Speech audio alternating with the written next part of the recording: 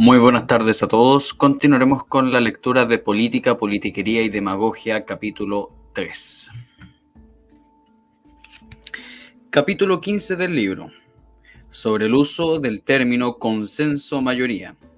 Quizás, si este sea en la actualidad uno de los términos más utilizados por la politiquería, en algunas ocasiones es patético escuchar a algunos desconocidos adjudicándose el papel de representantes de la mayoría. Parodiando al peor de los comediantes, pontifican, porque hoy no cabe duda que existe consenso o en lo que dicen, aun cuando podemos caer en una situación muy concreta. Lo hago con el fin de mis opiniones queden suficientemente esclarecidas. No hace mucho, algunos cómplices del extremismo internacional pedían la supresión de los organismos de seguridad, organismos que han ido controlando a los que, sin Dios ni ley, asaltan bancos, asesinan inocentes, matan o dejan lisiados a niños de nuestra patria. Algunos de estos delincuentes han sido castigados por voluntad superior. En efecto, ya en más de alguna ocasión han sido víctimas de sus propios artefactos explosivos. Ahora bien, cuando sus defensores solicitan la supresión de los organismos de seguridad porque es consenso nacional, me gustaría preguntarles si hubiese sido un hijo suyo la víctima de un atentado, ¿me pediría que no persiguiéramos a esos desalmados? Pero no, con eso creen estar actuando con probidad. Lo que más llama la atención es el desenfado con que autoimponen la representatividad de un pensamiento social. Ni siquiera se sonrojan de su impudicia. Mientras más pontifican, más desconectados están con el pensamiento de la mayoría. No obstante ello, con qué soltura hablan y hablan en pro de una idea que solo converge en algunos solitarios. Otra cosa curiosa es que siempre están en situación de decir que representan una mayoría. ¿Para qué reiterar lo que acontece con algunos sindicalistas demagogos?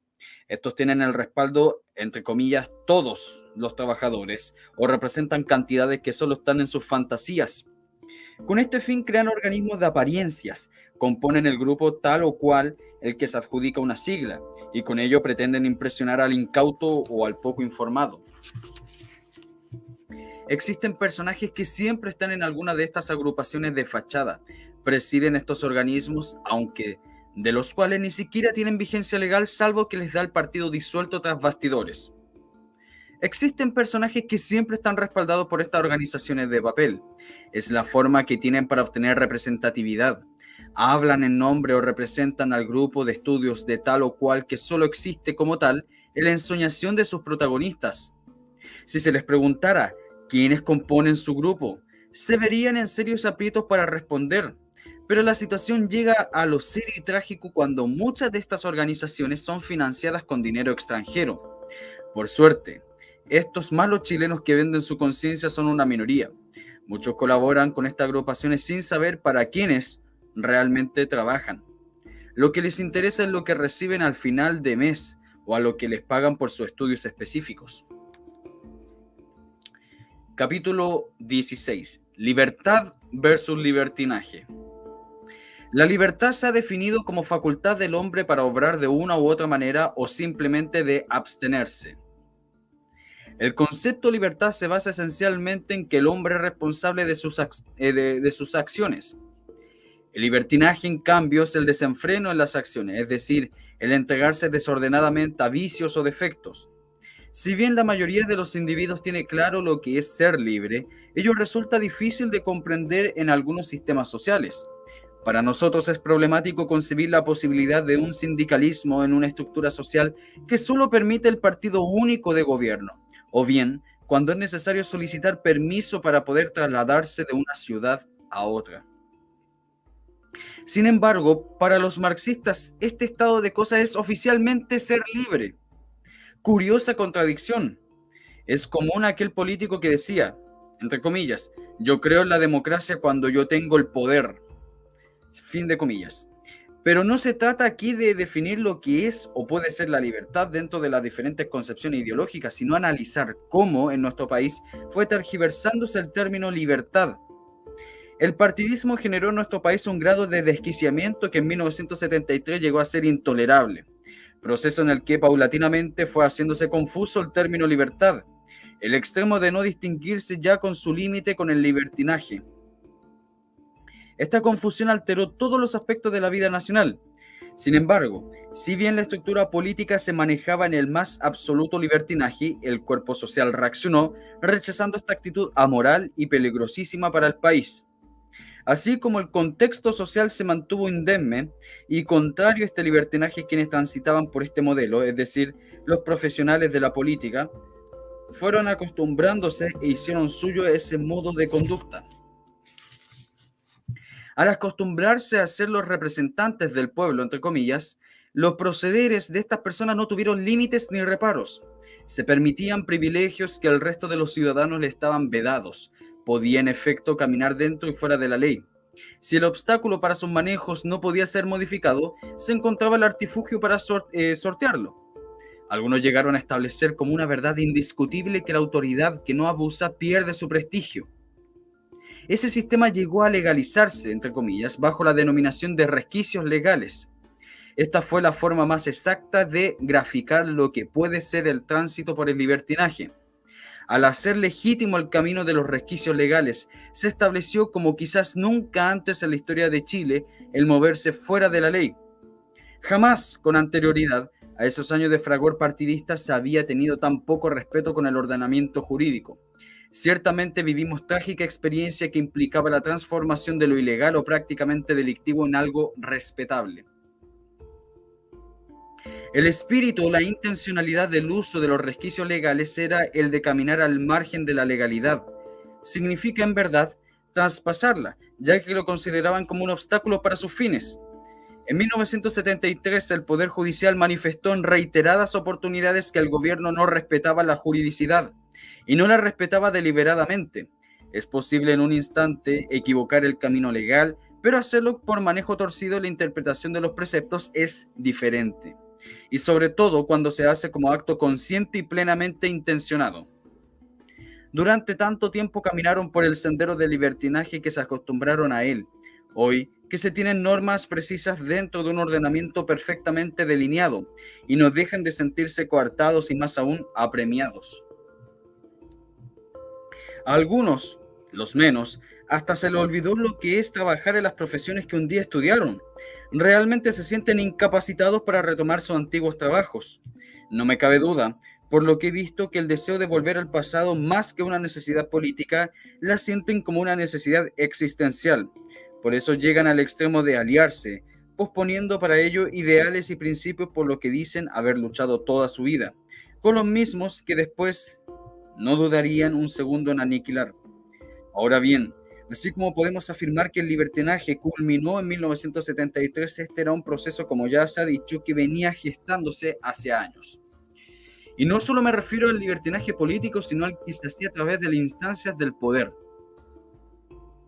Bastémonos en recordar que el movimiento de izquierda revolucionario, MIR, nació mucho antes que el gobierno de la Unidad Popular.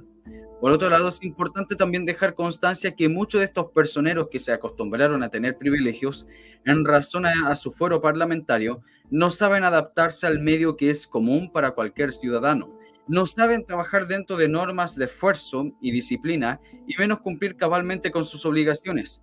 Solo conocen de las reuniones de la palabrería substancial y dogmática. No saben tampoco tener tiempo libre. Tanto han llenado su vida con reuniones que han perdido de la facultad de tener vida interior. Su preocupación central consiste en crear organismos que les permiten hacer noticia, que les sirvan para hacer declaraciones o peticiones absurdas. Solo así sienten que viven, pues parece que únicamente lo hicieran cuando aparecen en los medios de comunicación.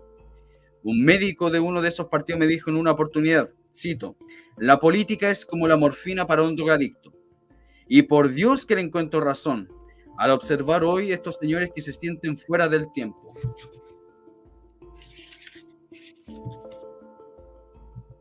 Capítulo 17. La politiquería y la actitud de rebaño. Dentro de las curiosidades que tiene el comportamiento partidista existe uno que me ha sido difícil de definir. Finalmente me he decidido por el término de rebaño, que me parece el que mejor retrata esta actitud. Cuando se produce una noticia que de algún modo suscite el foco de atención pública, aparece el protagonista rodeado de un verdadero Estado Mayor. Le acompañan en la foto personas que se van ubicando sucesivamente dentro del escalafón de importancia. Aparece junto al personaje de la noticia una primera línea que podríamos denominar los connotados, que se apretujan para tratar de salir todos en la foto. Una segunda línea que son los aspirantes, que esperan su turno político. Y una tercera línea que definiremos como los eternos segundones, aquellos que esperan pacientemente su turno por si se produce algún hueco o pueden meterse entre los importantes.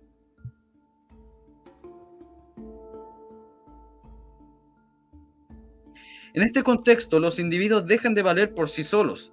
Valen en la medida que aparecen junto a otros y con los otros en una determinada circunstancia y oportunidad. En esa razón de lo que su propia existencia, no tendrán por qué estar ahí. Sin embargo, son los primeros que llegan a colocarse para salir en la noticia. Existe una expresión que se usa vulgarmente, pero que los define con claridad y plenitud. Son, en efecto, los, entre comillas, pierde de una de las noticias políticas. Cuando se les pregunta qué hacen allí, responden automáticamente con todo el sentido literal de la expresión. Cito, estoy aquí por solidaridad con el compañero. Curiosa forma de entender la solidaridad. Es decir, empujando y forcejeando por salir fotografiado. Nunca es una solidaridad anónima, desinteresada o de auténtico espíritu solidario. Es una solidaridad intencionada, condicionada y por un fin que prefiero que el lector interprete. En realidad, nadie puede estar en contra de un acto solidario. El problema estriba en que sus conductas no tienen nada de cabal y propio de este tipo de adhesión. Se llega al ridículo y a la caricatura cuando muchas veces nos percatamos que no tienen claro por qué están ahí. De allí que respondan con ambigüedades cuando son interrogados. De este modo, inadvertidamente nos encontramos con otra de las lacras de la politiquería, a saber, el uso publicitario de cualquier circunstancia al beneficio de la imagen personal. Por ello es que algunos atesoran estas instantáneas y en ciertos países hasta llegan a alterar las fotos para aparecer en circunstancias que, para los fines políticos y de la imagen, son importantes. Muchas veces escuchamos cómo algunos jerarcas de regímenes totalitarios alteran documentos históricos. Casi se podría pronosticar cuáles serán las caras que aparecerán en una conferencia de prensa o acto similar, pues son siempre las mismas. Su papel en dichos actos es nulo, no dicen nada, solo miran con cara de circunstancia, o bien escuchan lo que al instante dice el líder. Es el estado mayor de la apariencia o de la aparición, o sea, de la antítesis de lo que de los militares entendemos por un estado mayor de las instituciones de las Fuerzas Armadas, el que por esencia desarrolla una tarea anónima. ¿Qué empuja a estos personajes a estar o tratar o estar en el centro de la noticia? ¿Acaso no tienen obligaciones como el resto de nosotros? Pretender infiltrarse en las motivaciones más profundas que mueven a los hombres es papel de otros profesionales. Sin embargo, sería interesante intentar conocer las verdades y las motivaciones que los llevan a este constante exhibicionismo frente a la opinión pública. Porque, en esencia, es la actitud que prevalece, mostrarse en rebaño. Solo ahí quizás pueden ser algo, ya que como personas no son nada. Por eso el rebaño surge para ellos como una especie de solución, si es que puede llamársele de ese modo. Por favor, recuerden dejar su like y compartir. Muchas gracias. Capítulo 18. Una de las conductas más despreciables. Existen en política algunas conductas que uno puede intentar explicar y con buena voluntad hasta casi justificar, ubicándolos en el fragor de la lucha por el poder. Esa lucha lleva comportamientos quizás demasiado repetidos con que se intenta aprovechar cualquier situación contingente para aparecer en público. No resulta extraño el forcejeo por salir en una fotografía o por hacer una declaración. Pero al margen de estos procedimientos típicos, algunos francamente cómicos, existe una conducta que solo puede ser calificada como una ignominia. Me refiero a la utilización política de los muertos. Esa actitud detestable puedo entenderla en los marxistas, que tienen un concepto netamente utilitario de la moral. Para ellos es bueno lo que sirve a la causa. Dentro de esa concepción resultan más comprensibles tales procederes, pero ello no significa que sean más éticos. La explotación que de ello hacen con fines políticos es una ruindad inexcusable. Así pues, la persona fallecida es puesta al servicio de fines proselitistas. Se le adjudican para ello pensamientos y actitudes que pueden rendir provecho partidista. No es inusual que se organicen recordatorios con la mayor frecuencia posible, como una forma de obtener beneficios políticos, y nos faltan frases tal como, cito, vamos a reunirnos para recordar la muerte de, o que lleva un mes fallecido. Debo reconocer en todo caso que no han llegado aún a celebrar los aniversarios por días. En algunas oportunidades se escuchó decir, nos han robado al muerto, como una amarga queja frente a la incapacidad que sentían poder extraer el consiguiente beneficio político que de ello pudiera derivarse. Se nos ha acostumbrado tanto a estos procederes que ya los miramos con indiferencia. Recuerdo cómo años atrás el Partido Socialista y el Partido Comunista se disputaban un militante fallecido. De ahí la importancia que adquieren las fotografías. Quien pueda mostrarse más en ellas acompañando al extinto y que en su vida tuvo figuración política, mayor será la influencia que presume podrá obtener. Se transforma el fallecido de este modo en un instrumento vigente para los efectos del logro partidista. Se aprovecha la ocasión para poner en la boca del extinto comentarios, sufrimientos y experiencias que perteneciéndoles realmente a estos vivos, se las atribuyen al extinto. Muchos ni siquiera han tenido alguna amistad con él, no lo han conocido. Sin embargo, allí están compartiendo una vida, que solo se encuentra en sus fantasías. Así pues, visualizamos claramente la caricatura dolorosa de observar tantos personajes invocando una amistad y vinculaciones imaginarias con quien ha partido de este mundo, pero consideran que es político mentir y que están presentes en estas condiciones.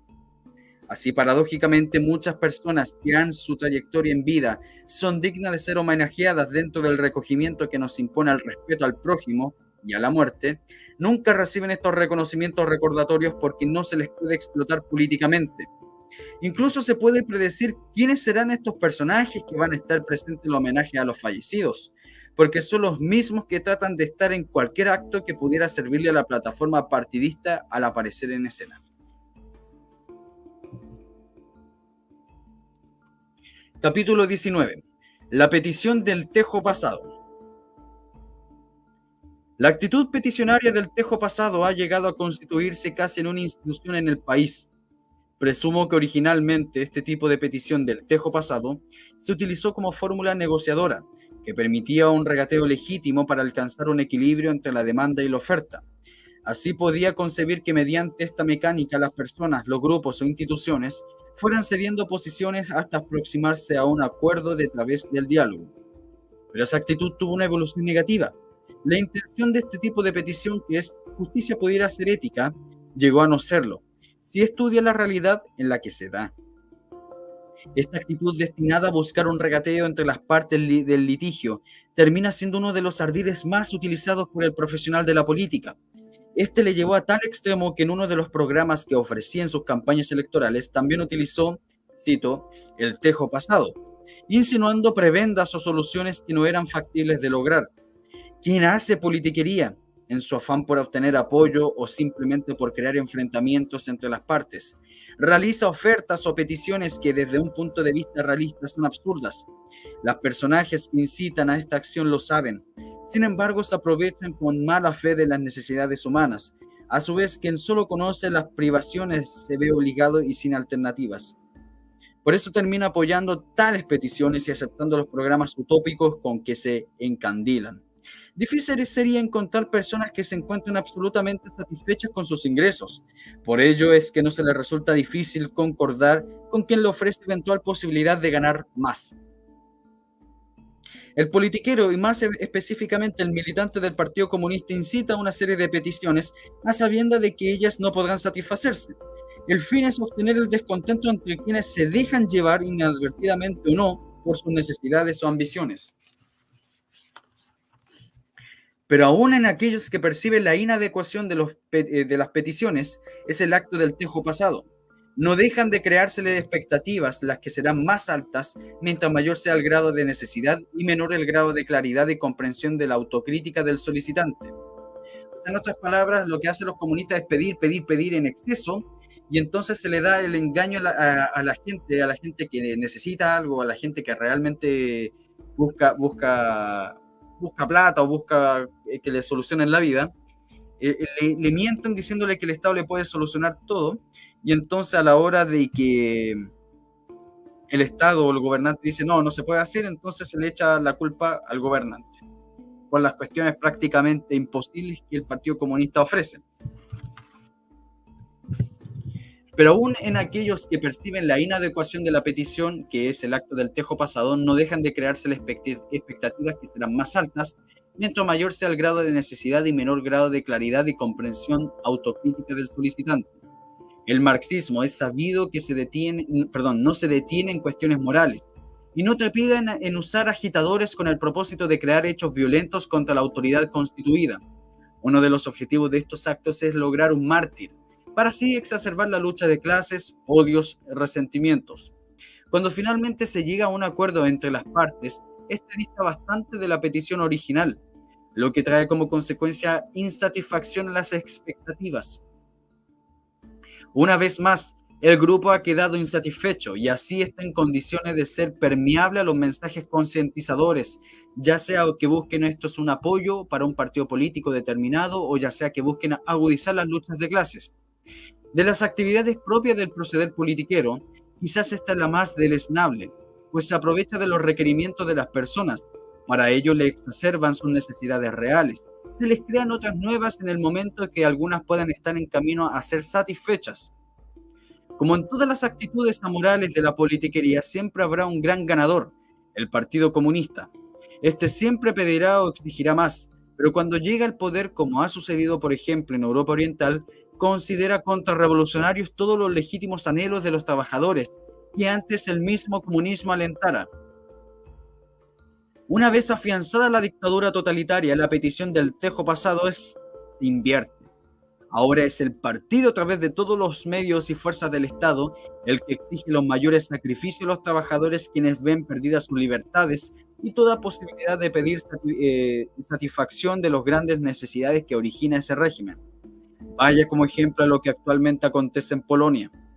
A pesar de la experiencia, los politiqueros insisten en usar esas tácticas, pretendiendo ingenuamente quitar las banderas de lucha o a los comunistas. Con ello solo logran acelerar el caos y la anarquía. Ciertamente nadie puede objetar el regateo legítimo. Lo ilegítimo es el uso de un derecho que ha hecho la politiquería. En este caso en particular, lo justo es buscar un equilibrio entre la oferta y demanda que cumpla con el requisito de remunerar en forma justiciera y equitativa las calidades del trabajo. Sobre la base del respeto, a esto es que se debe negociar. Capítulo 20. El uso mágico de la palabra. En el ambiente militar el uso del lenguaje es directo. Se habla rectamente lo que se tiene que decir. No se dice una cosa por otra, ni tampoco se usan malabarismos retóricos, plenos de imprecisiones engañosas para indicar una idea. Esto se deriva de la necesidad de que operen con efectividad las órdenes que se imparten, y aquello involucra quienes deben ser claras y precisas y concisas. No podría jamás darse una situación bélica o un lenguaje ambiguo si se reciben en un caso eventual la orden de mantener una posición, y es porque ello representa un hito importante dentro de un contexto mayor. Cada acto obedece a instrucciones exactas. En el lenguaje, o debe decir la politiquería, en cambio sucede todo lo contrario. O sea, mientras más ambigua es la expresión, mejor es para los fines que ahí se persiguen. Y así como se dice, por ejemplo, necesitamos unidad o consenso, esto significa en otras palabras, voten por nosotros. Y se ve claramente cómo se expresa, no necesariamente lo que el término indica. En último término, su significación es necesitamos poder, y para ello juega implícitamente con la idea peticionaria del sufragio. Pero aún más el complejo lenguaje es indicativo de nunca explicativo. Cuando presentan un programa ofrecen soluciones a este o a aquel problema, y paralelamente a ello actúan como si realmente tuviesen la solución. Llegan a tal extremo que finalmente logran convencer a un electorado que siempre se presenta necesitado. No hace mucho tiempo el presidente de una gran nación criticó la cesantía existente durante el gobierno de su predecesor, y sobre aquella situación hizo toda una apología de lo que significa superar ese mal, martirio de un pueblo. Ofreció trabajo y otras garantías sociales. Cuando llegó al poder y luego de meses de gestión, la cesantía aumentó. En otras palabras, no había solucionado ninguno de los problemas que antes tanto criticó y que desde luego prometió resolver. Nosotros también vemos esta misma conducta en políticos que veían panfletos analizando nuestra situación. Así he leído afirmaciones como esta, cito: es necesario establecer con las organizaciones correspondientes una estrategia del desarrollo industrial. En otro acápite se dice, vuelvo a citar, hay que diseñar un plan de fomento agropecuario, etcétera. No se señala el cómo, sino solamente que debería hacerse. Esto se presenta de tal manera que para el lector poco avisado aparece como una excelente idea sin que pueda darse cuenta cabal de que no existe ningún programa y que aquello no es nada concreto. Sin embargo, es necesario alabar la incapacidad de la autocrítica con que se manejan estos decires. Lo patético es que este tipo de grupos ya han gobernado, y a la sazón lo único que consiguieron en su oportunidad fue desilusionar al electorado, a través de acciones sectarias que se expresaron generalmente en la administración pública. Tampoco faltan quienes se atreven a decir bajo una aparente autocrítica, cito, reconocemos nuestros errores y la crítica que se nos ha hecho es justa. Todos aprendemos y debemos cambiar. Oh, esta es la frase de Chile Vamos. Esta es la frase de Chile Vamos. Vuelvo al texto. Pero estas expresiones no excluyen la idea de repetir las cosas, volver de nuevo a lo mismo. Y es tan visceral aquella necesidad de que con tal poder reeditarla son capaces hasta de superar los principios por los cuales dicen rechazar y luchar. No es extraño entonces que hablen como si tuviesen la verdad. Cada concepto o palabra escrita es dicha con tal seguridad como si las muletillas hay que, se debe, el consenso, etcétera, llevaran todo un contenido de verdadera significación. Y esto está muy presente en nuestro sector, por si acaso, el hay que hacer algo, o los militares tienen que hacer algo, o esos políticos de allá deben hacer algo. El hay que, eso tenemos que solucionar. O el se debe también. Bueno, en nuestro sector el consenso, no, nosotros no predicamos el consenso, esos son los demócratas cristianos o Chile Vamos, el centro izquierda. Pero en fin. No deja de recordarme la actitud de la politiquería a la fantasía de la lechera en la fábula que leíamos siendo niños. Así entonces los conceptos son usados como si llevasen en su seno un vigor tal que su implementación debe ser una realidad de aplicación inmediata. Término reiterado que los militares estamos acostumbrados a un lenguaje directo y en cierto modo lacónico. Se dice lo que se tiene que decir con el menor número posible de palabras. Nadie se insinúa. Las frases son la expresión directa de lo que pensamos y en ese estilo está absolutamente de más todo el adorno retórico.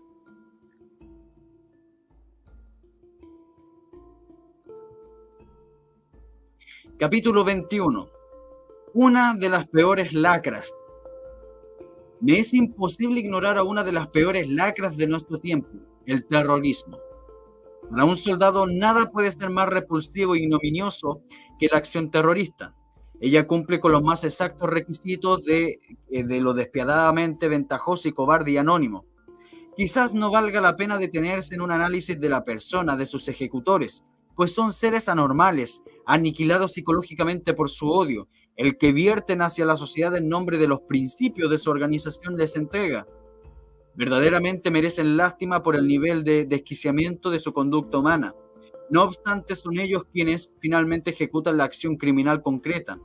Y sobre estos, por lo tanto, es necesario ejercer un control cabal y realista. Sin embargo, la raíz del problema está en el verdadero origen de estas organizaciones, origen que no es difícil de presumir, pues es evidente que ellas cuentan con el respaldo material y absoluto del régimen, de alguien, quizás demasiado conocido por nosotros.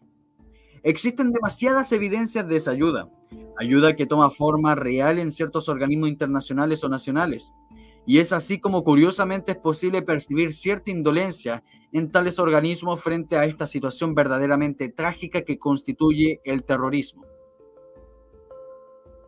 No por otras causas es posible observar, hoy en día, cómo diversos movimientos o comisiones ya sea originadas en organismos internacionales o que se autocalifiquen como independientes, se ocupan, fíjense, de dictar informes o sancionar arbitrariamente a algunos países en relación a los derechos humanos.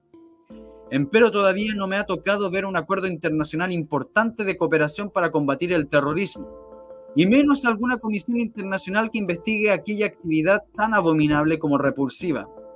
¿Acaso quienes son víctimas del terrorismo no son preocupación de los que ocupan los derechos humanos?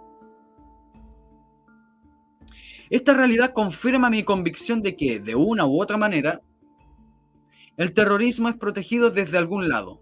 Son demasiadas las evidencias y ciertamente, aunque penosa, la realidad es esa.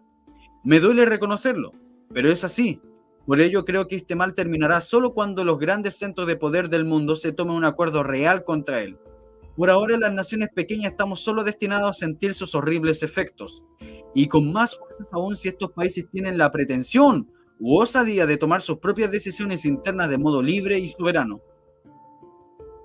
El chileno rechaza decididamente este tipo de infamias.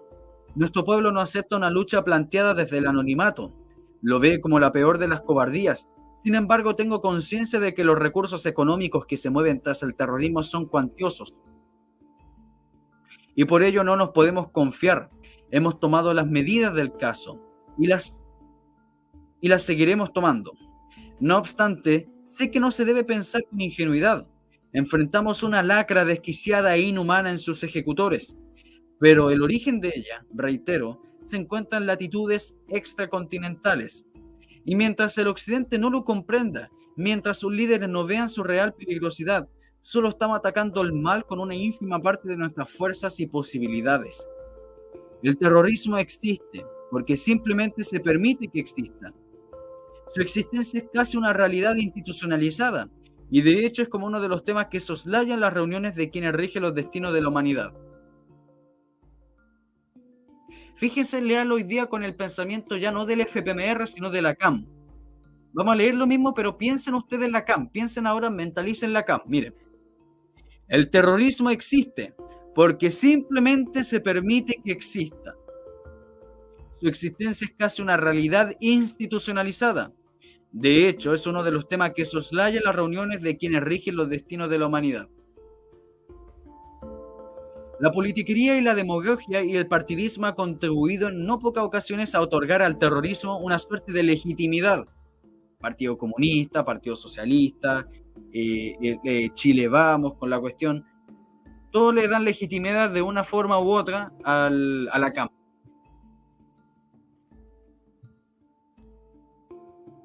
La politiquería, la demagogia y el partidismo han contribuido en no pocas ocasiones a otorgar al terrorismo una suerte de legitimidad.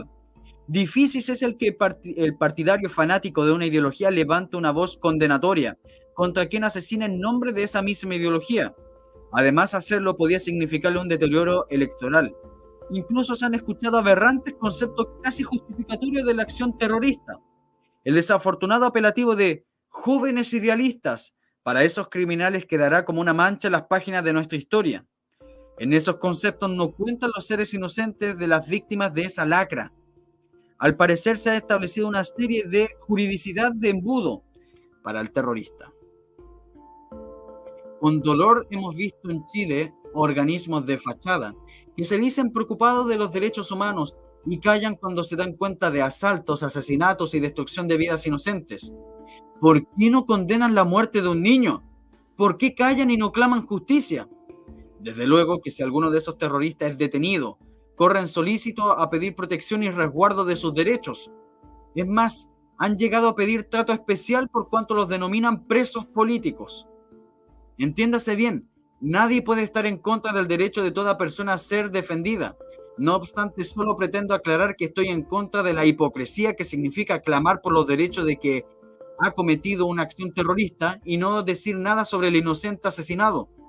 Curiosa forma de evaluar los principios, pero esa es la realidad que hoy enfrentamos. Afortunadamente en nuestra patria el terrorismo no ha podido liberar su plena capacidad para destruir. Y estoy seguro de que los chilenos seguirán cooperando para que esta acción continúe controlada y para que un día pueda ser definitivamente aniquilada y extirpada de nuestro territorio y del mundo.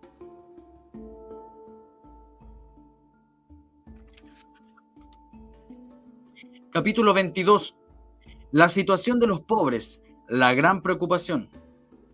Al meditar sobre la situación de los sectores más desposeídos de mi patria, me resulta imposible desligar esa realidad de la condición de continente nuevo de Latinoamérica. Obviamente, las características particulares de la geografía y recursos naturales de cada país sudamericano tiene también alguna incidencia en la dimensión de ese fenómeno de los sectores más desposeídos. Chile, no obstante, es un país potencialmente rico. Aún no ha podido beneficiarse plenamente de esa condición. Más bien, hasta ahora, sus recursos naturales han sido un factor de esperanza, de fe en el futuro o un objetivo por alcanzar. En estos últimos años, algunos países del mundo se han visto favorecidos por crisis del petróleo y del grano. Nosotros, al no contar con suficientes recursos energéticos como el mencionado hidrocarburo, hemos sufrido las consecuencias negativas de esta situación, siéndonos necesario comprar lo que nos falta para cubrir nuestras necesidades, con todas las desventajas del alza de los precios. Se ha debido importar de igual modo una cantidad de granos que permita satisfacer lo que nuestra agricultura no puede aportar por su alto costo. Nuestra gran riqueza ha sido y sigue siendo potencial, por lo que creo que solo las nuevas generaciones podrán recibir los beneficios de nuestros recursos marítimos a lo largo de todo el territorio, de los energéticos en el norte y los forestales en el sur. Sin embargo, hay que reconocer que una de las razones que ha hecho Chile respetado ha sido el hecho que siempre hemos podido responder con coraje y tesón a los desafíos de un medio natural que jamás suministró recursos en forma fácil. El chileno ha enfrentado este medio con estoicismo y entereza. No me voy a defender a detallar la gran cantidad de catástrofes naturales que siempre hemos padecido, pero enfrentando esta realidad llena de obstáculos, el chileno ha sido capaz de endurecer noblemente la piel de sus manos y siempre ha sido un buen patriota y ciudadano como también un mejor soldado. Cuando visito los sectores más humildes de mi patria, pienso al estar junto a esos hombres que ahí estuvo y ahí estuvo el hombre de Yungay, el de las salitreras, el de las minas, y ahí está el que jamás se ha rendido y que jamás se rendirá. Como chileno, como soldado, siento un profundo afecto por ese hombre de mi patria. La calidad de un soldado está en su capacidad para la entrega sublime. Y los humildes, esa capacidad de sacrificio está iluminada por el sentimiento natural y profundo amor a la tierra que los vio nacer, a la cual solo es posible querer así cuando se le da un carácter sagrado, al mismo carácter que se le da a la bandera. No está en el espíritu de este hombre abandonar su tierra natal. La comunión de ese hombre con su patria es total. Su auténtico destino está arraigado al de su país. Su destino es el destino de Chile. Y de ahí esa misma preocupación por su futuro. Esos mismos ciudadanos padecieron las vicisitudes de un pasado que estuvo a punto de finalizar en una tragedia. Y esos mismos ciudadanos fueron los que no permitieron junto al soldado de mi patria que se consumara esa tragedia. Sin duda la pobreza es un problema mundial que asume distintas dimensiones de acuerdo a las regiones que observamos. Sin duda también hay quienes se adueñan del problema de la pobreza con fines de propaganda o de explotación, es decir, la denuncian retóricamente pero no solucionan nada. No es esta la voluntad del querer hacerlo, su actitud refleja solo el deseo de aprovecharse de la necesidad ajena. En cuanto a mi gobierno, es imposible negarle que se ha planteado con honestidad este problema, realizando un estudio que configura lo que se denominó el mapa de la extrema pobreza. Enseguida, sin alardes, se le ha enfrentado dentro de los límites de nuestras posibilidades como cuestión prioritaria. ¿Cuántos gobiernos han erradicado una cantidad parecida de poblaciones marginales como la que hemos hecho nosotros? Pero eso no es cuestión de fondo. Para todo gobernante, el de la pobreza es un problema que no pudo eludirse. Sin embargo, estamos encuadrados dentro de ciertos límites de acción, con el cual la pobreza se relaciona estrechamente el problema de la salud y de la educación. Nada hay más infructuoso para abordar el problema de la pobreza que finalmente es el subdesarrollo, y al hacerlo con una especie de ideologismo estéril. Esta situación las hemos visto con nuestro país con gran claridad. No olvidemos, por un ejemplo, cuando se hablaba del pasado que era necesario que la universidad formara agentes de cambio social. Recordemos cuando se decía que era imprescindible tener claridad ideológica para resolver nuestros problemas. Y bien, ¿cuál era ese mayor problema de Chile? ¿No era acaso el subdesarrollo y consecuencialmente la pobreza? Pero la pobreza y el subdesarrollo no se solucionan con palabras. Hay que reconocer que el socialismo y el marxismo efectivamente pretendían erradicar la pobreza de nuestra patria. Y muchos pensaron tal vez lo hicieron de buena fe y que iban a conseguirlo. La experiencia fue dramática. La pobreza y el subdesarrollo no se combate con una fraseología hueca y estéril. Eso no sirve. Y más allá, ella constituye en definitiva una burla más para nuestros compatriotas que viven en condiciones insuficientes. Se trata de hacer cosas en vez de hablar interminablemente de las cosas que se piensan hacer. Un ejemplo, Chile en estos últimos años ha hecho descender significativamente sus índices de mortalidad infantil. Eso ha sido posible gracias a una política efectiva y técnica que ha favorecido a los sectores más modestos. En la práctica, el socialismo no resuelve los problemas fundamentales del hombre. La invariable consecuencia práctica de la aplicación del socialismo es la pérdida de la libertad para el hombre. Las ideologías no coinciden con la realidad concreta para permanecer vigentes, debe continuar como meras construcciones intelectuales. Los hechos son los que dicen la última palabra. La consigna ideológica gastada y engañosa opera en el vacío. El propio Lenin habló de los porfiados hechos. Y los porfiados hechos enseñan para que fracase una ideología general, basta ponerla en práctica. Asistimos en esta época al fracaso de una ideología cuyo caldo de cultivo ha sido la pobreza. Pero la pobreza no se combate con ideologías ni con demagogia. La pobreza puede ser vencida mediante una acción técnica, realista, pragmática que estimule el trabajo, la competencia, la superación y que no convierta al hombre en un esclavo del Estado. Capítulo 23. Lo que no se sabe del militar. La experiencia de estos años me ha hecho tomar conciencia de que la gente en general en nuestro país no tiene una información más o menos aproximada sobre la formación militar, lo que también sucede con otras profesiones.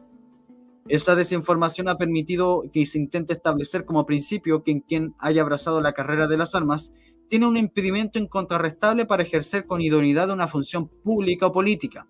De ahí que se afirme con una ligereza que nos mueve la inmediata suspicacia de la actividad política en una función especializada, función para la cual los militares, paradójicamente, por ser leales, seríamos los únicos profesionales que no tendremos competencia, pues estamos destinados a vivir en compartimiento de estanque. No puede ni deseo pretender afirmar que lo político no pueda ser estudiado al más alto nivel en algunas esferas del quehacer académico universitario, y menos que precisamente desde aquellos claustros puedan egresar personas con una acabada preparación teórica y formal de la ciencia política. Eso es indudable, pero no es necesario ser eximio en el conocimiento de la historia para darnos cuenta que la política es una actividad que puede ser ejercida con éxito, en su más alta acepción, por personas que reúnan primero una condición moral intachable y segundo una capacidad intelectual práctica concreta que posibilite un espíritu visionario, pero con un sentido de lo real inseparablemente conectado con las cosas tales como son. Esas son en forma extremadamente sucinta, condiciones esenciales a mi modo de ver de un auténtico político, y quienes reúnen esas características que señalo puede eventualmente ser un hombre factible de encontrarse en cualquier profesión y actividad. La razón que me insta a escribir estas líneas no es otra y de intentar esclarecer lo que es nuestra profesión. Desde luego, no puedo permanecer indiferente ante el desconocimiento que existe en general sobre nuestra formación académica, por cuanto a ello da pábulo a gestaciones de imágenes prejuiciosas, por decir menos. Existe en efecto una mayoría que ignora al oficial que se le prepara dotándolo de un conjunto de conocimientos de diferente índole. Su enseñanza abarca ámbitos desconocidos para el hombre de la calle: la computación, el uso de elementos mecánicos simples y complejos, junto a profundo estudio de la historia general o militar, el involucramiento en ciencias básicas como la física o química, su adiestramiento en disciplinas como la electrónica. Todo esto ha llevado al soldado, desde que se inicia su carrera hasta los más altos grados, a configurar a una base sólida para ejercer sus responsabilidades en la conducción de los hombres y de los elementos que emplean. El cambio trascendental que implica la guerra moderna trae consigo además una ampliación de los campos de la preparación militar.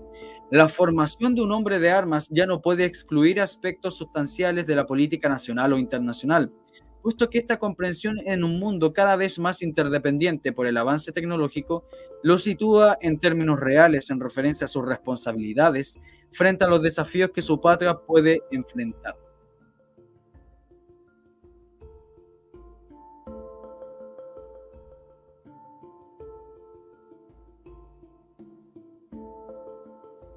No obstante, si el ánimo de perder las proporciones respecto al alcance de nuestra profesión de militar, no puedo dejar de consignar el hecho significativo que representa el atributo moral que el soldado debe poseer.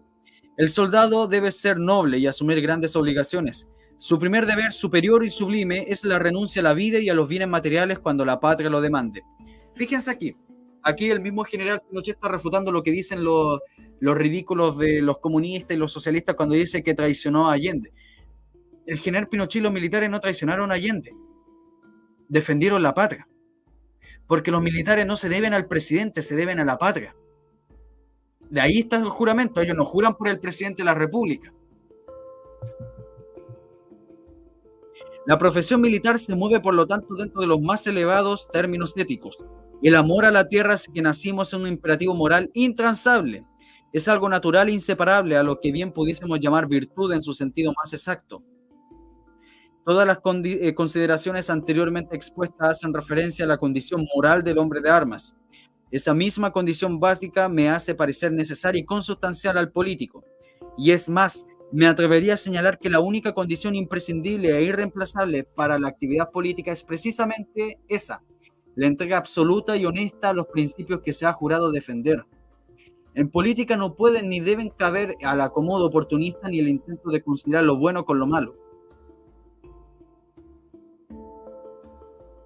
El espectro interminable de conductas incalificables que trae consigo la politiquería dista radicalmente de la formación militar.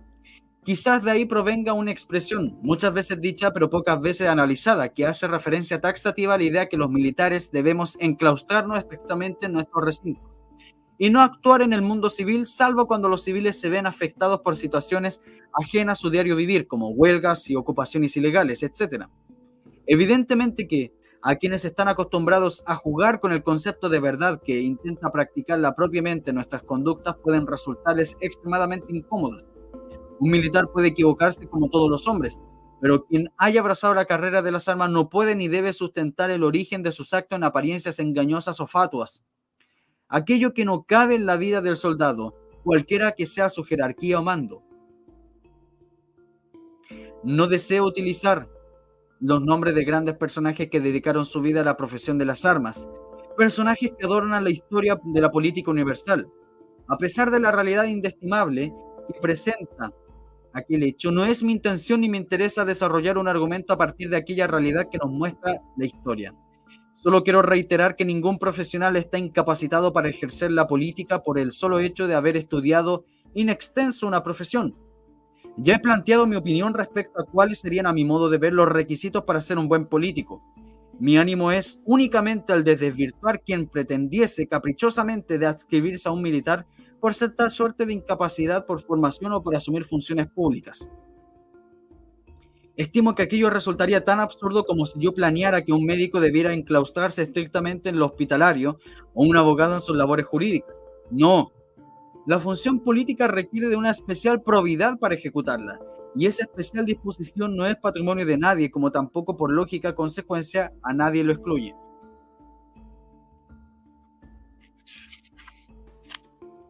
Capítulo 24 y capítulo final. Que estoy cansado. Breve comentario final. En contraposición a las descripciones que he intentado hacer respecto a las desviaciones del partidismo, creo justo insistir en la mención de que ha existido y existen en Chile una serie de instituciones de bien público cuyos componentes han realzado y continúan realizando una labor solidaria, ajena a toda manipulación de naturaleza distinta a la de su propio fin declarado. Así tenemos, como quizás en ningún otro país, un voluntariado que realiza loables tareas sin el más mínimo interés personal de parte de sus integrantes. Ahí está la Cruz Roja, el Cuerpo de Bomberos, las Damas de Rojo, SEMA Chile, la Junta Nacional de Jardines Infantiles, por solo nombrar algunas en cuyos senos se expresa diáfanamente lo más elevado del alma nacional. Cada una de estas entidades se rigen por un código ético, el que sin estar formalmente especificado se percibe cabalmente con las conductas de sus componentes. ¿Por qué no podemos pretender que ocurra un fenómeno similar en la acción política? Máxime si esta es una acción de origen tan noble como el resto de las actividades de bien común. A más de alguien podría hacer sonreír esta sugerencia, por el hecho de que la idea puede ser vista como una utopía. Sinceramente creo que por el objetivo de tanta trascendencia que posee la acción política, no tendríamos por qué no exigir en aquella un comportamiento similar de las instituciones. Utopía o no, es lo menos que podemos pretender más allá de las presiones de un ideologicismo totalitario e inconducente. Me parece bueno y útil que nos propongamos la búsqueda de un nuevo derrotero en el ámbito político. Es imprescindible desterrar los excesos del partidismo que solo trae conflictos y divisiones. Lo mínimo es que nos podamos imponer en el retornar lo mejor de nuestra tradición política. Y lo mejor de ella obviamente implica apartarse de las conductas espurias, derivadas de las desviaciones de la politiquería que tanto daño ha hecho a nuestro país. El ejemplo que nos dan las instituciones de bien público antes mencionadas nos debe hacer pensar que en realidad no es imposible imaginar el acto político dentro de los mismos cauces. En efecto, sin estas instituciones conductas como la ambición, el exhibicionismo y otras tienen cabida, ¿por qué no podemos esperar que un idéntico espíritu florezca en otros ámbitos del acontecer nacional? Luchar por metas o ideales resulta algo ciertamente imprescindible, y es la única forma de poder desarraigar de nosotros comportamientos perniciosos o de dudosa moralidad. Por ello, así como no temo responsabilidad, tampoco temo a los ideales, porque estos finalmente son el verdadero motivo central del espíritu humano y de los pueblos. Algunos creen en la destrucción como el modus operandi para ascender al poder. A ellos debemos enfrentarnos con realismo y con la fuerza que nos inspira el noble ideal que sustentamos. Creemos en lo que hacemos y estamos perfectamente conscientes de las dificultades que representa decir y hacer lo que hemos hecho. Podemos equivocarnos, pero jamás hemos persistido en el error.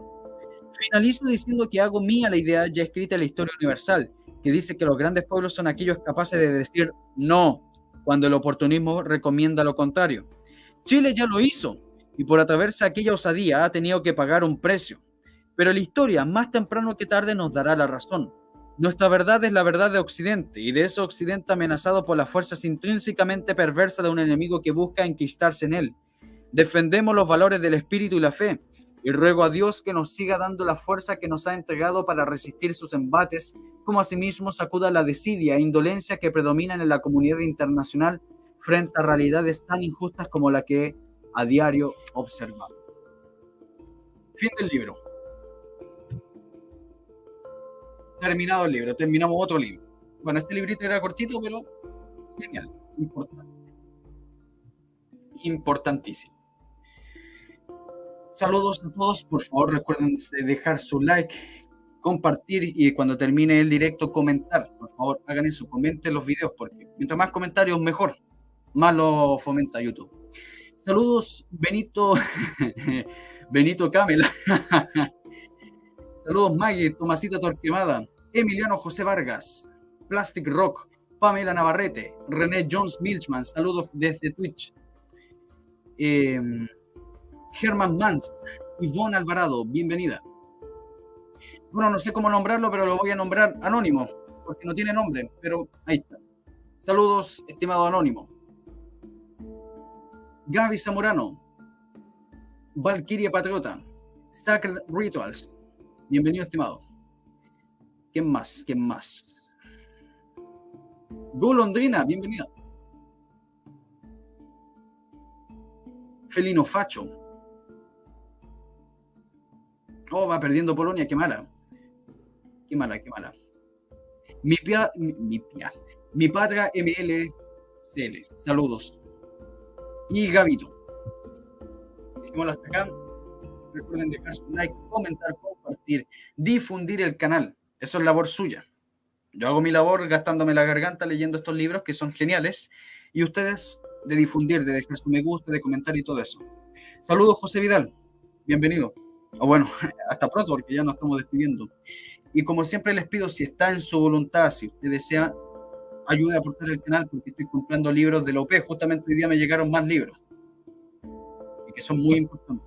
Ahí voy a tomarle fotos para que crean que estoy comprando libros y no me estoy comprando un, ¿cómo se llama esto? Un Maserati o me estoy comprando el Palacio Cauciño. Bien, muchas gracias, Ivonne. Eso, se lo dejo. Es totalmente voluntario ayudar al canal. Recuerden que a las 6 nuevamente tenemos video, ¿ya? Porque el lunes no subí video, lo subí el martes y hoy día nos toca video. Así que vean el video porque es muy interesante y es material anecdótico del gobierno militar, de esos videos que nos encantan. Cuídense mucho, que Dios los bendiga y nos vemos mañana con la tesis de Allende. Mañana partimos con la tesis de Allende. Vamos a leer la tesis de Allende, que tanto hablan de que atacan a los alcohólicos, a los homosexuales, no sé, alguien me dijo una vez que atacan también a los judíos, no sé. Pero ahí vamos a leer la tesis de Allende, a ver qué dice la tesis de Allende. Cuídense mucho y nos vemos mañana. Chao, chao.